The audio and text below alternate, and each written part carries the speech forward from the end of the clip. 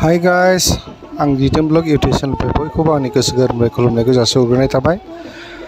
आं नोंथांमोननि सेराव गामाखालिनि बायदिनो ब्लग लाबोबाय थायो। दिनैबो आङो मोनसे ब्लग लाबोलायबाय। मैया मोनसे ब्लग लाबोदोंमोन आङो। बे ब्लगानो जाहैबाय जोंहा बिटिआरनि चिफ प्रमद बर'नि मोनसे बिबुंथि। मैयाथ' बे बिथांनि बिबुंथिया जोब्बाय। बे एखे जायगायावनो आरोखि बे एखे जायगायावनो आङो जेनेबा जोंहा डिपुटि चिफ बिथांनि मोनसे बिबुंथिखौबो आं नोंथांमोननो दिन्थिनो आखायाव लालायबाय। जोंहा गबिन्द सारनि मोनसे बिबुंथि, बे बिथांनि बिबुंथिखौबो नोंथांमोनहा जोबजासिम नायलांगोन होननानै आं मिजिंथिनाय थाबाय। हाই গাইজ, মই দিদম ব্লগ ইউটিউব চেনেলৰ পৰা চবকে মোৰ বিবেকৰ পৰা নমস্কাৰ কৰিছোঁ। আজি মই আপোনালোকক দেখাব বিচাৰিছোঁ আমাৰ NDB আমাৰ আগত যিবিলাক শ্বহীদ হৈছিল, এই শ্বহীদটো আমাৰ 14 ছেপ্টেম্বৰ, প্ৰত্যেক বছৰ 14 ছেপ্টেম্বৰত আমাৰ শ্বহীদ দিৱস পালন কৰা হয়। NDB বিলাকৰ যিবিলাক নেকি শ্বহীদ হৈছিল আৰু কি, এইবিলাকৰ শ্বহীদ দিৱস মানে আৰু কি 14 ছেপ্টেম্বৰ দিনা। সেইটোকে মই আপোনালোকক অলপমান দেখাব বিচাৰিলোঁ। আজি আমাৰ ভাষণ দিব আমাৰ বিটিআৰৰ ডিপুটি চিফ গোবিন্দ বসুমতাৰী। এখেতৰ ভাষণটো শেষলৈকে আপোনালোকে চাই যাব বুলি, শুনিব বুলি মই আশা কৰিছোঁ। ঠিক আছে, ময়ো আপোনালোকক অলপমান চাবৰ কাৰণে অনুৰোধ কৰিলোঁ। হাই গাইজ, नोंथांमोनहा जायफोर आंखौ सापर्ट खालामनो गोसो दङ, जायफोर गोदान आंनि चेनेलाव फैदों, नोंथांमोनहा अननानै सापर्ट खालामनानै होदो। नोंथांमोननि सापर्टजोंसो आंबो एसे दावखोलांगोन, आं बेखौ मिजिंथिनानै नोंथांमोनखौ खावलायहरनाय थाबाय। आरो जायफोर दंखायो आंजों लोगोआव, नोंथांमोनहाबो कमेन्टनि गेजेरजों आंखौ थेंक इउ। चिफ मुस्रि प्रमद बर' बिथां, बेयावनो नुजाथिफैनाय आंनि MLA लोगो नोंथांमोन, AM लोगो नोंथांमोन, MCLA लोगो नोंथांमोन, UPPLनि central committee, district committee, block committee आरो प्राइमारि कमिटिनि बिबानगिरि नोंथांमोन, बेयाव नुजाथिफैनाय बिथांमोननि मुङै बिबार बावदों।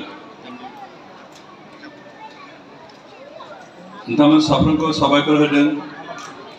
जे दिनैनि बे गोथार सानाव नोंथांमोना जोंजों सहयोग खालामफानायखाय। दिनै जि मोनसे गोजोन थासारि जों मोनदों, दिनै जों थांनाय 2020 मायथाइयाव जि सुक्ति मोनदों, बे सुक्तिखौ जाफुंहोनायाव हयथ' गोबाङानो साननो हागौ जे NDBनि आथिखालनि मावथिफोर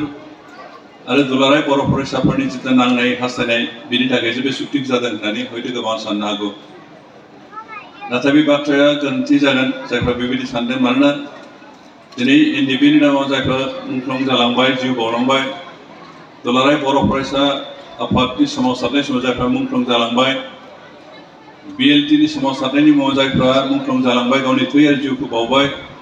जोंनि जातिनि थाखाय, जोंनि जातिखौ जौगाखांनो थाखाय, जोंनि जातिनि मोन्थाइखौ लाखिनो थाखाय, बे गासैबो मुंख्लंफोरनि जिथु सेक्रिफाइस, जिथु बावसोमनाय, बे बावसोमनायनि सायाव जों दा आथिखालाव थांना थानायफ्रा जि थांना थानायनि थुलुंगा मोन्दों, मावनायनि थुलुंगा मोन्दों, आरो बे बिथांमोननि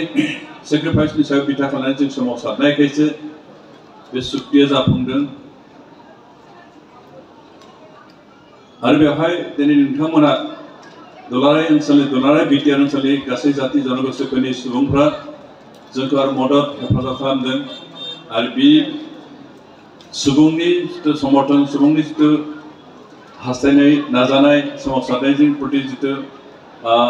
हेफाजाब होनाय बे गासैखौ नुनानैनो भारत सरकार जोंनो सुक्ति खालामनो गोनां जादों बेनिखायनो दिनै जों NDFB-नि जिखिनि मावथि बिथांमोनखौ साबायखर होनायजों लोगोसे दुलाराय बर' फरायसाफोरनि जायफोर मावथिफ्रा सेक्रिफाइस खालामबाय खस्थ' खालामबाय सोमावसारबाय बिथांमोनखौ साबायखर होनायजों लोगोसे BLT-नि मुङाव जायफ्रा दुखु खस्थ' खालामबाय बिथांमोनखौबो जों साबायखर होदों मानो नोंथांमोननि बर'नि जाथि गासैबो गौथुम गासैबो हान्जाफोरनि जि जथाय नाजानाय बर' रायजो राजाफोरनि जि खौसेथि बेखौ नुनानै 2020 मायथाइनि जि सुक्ति जों बेखौ मोनफुंनो हादों बेनिखायनो दुलाराय बर' रायजो राजाफोरखौ साबायखर होदों लोगोसे बर'फोरजों बेसेबा बोसोर सिगांनिफ्रायनो रायजो जाबोनाय जायफ्रा बर'नि सोमावसारनायखौ हेफाजाब होदों बे गुबुन गुबुन हारिसाफोरखौ जों साबायखर होदों दिनैनि बे गोथार समाव जों साबायखर होदों बेखे जाय गोरों गोराफ्रा जायफोर मेलेमजिबिफ्रा देहाजों मोदोमजों सोमावसारनाय बाहागो लाफानो हायाखैब्लाबो बायदिसिना बिथोन होनानै बायदिसिना बोसोन होनानै जोंखौ बबे लामाथिं थांनांगौ बबे राहाजों थांनांगौ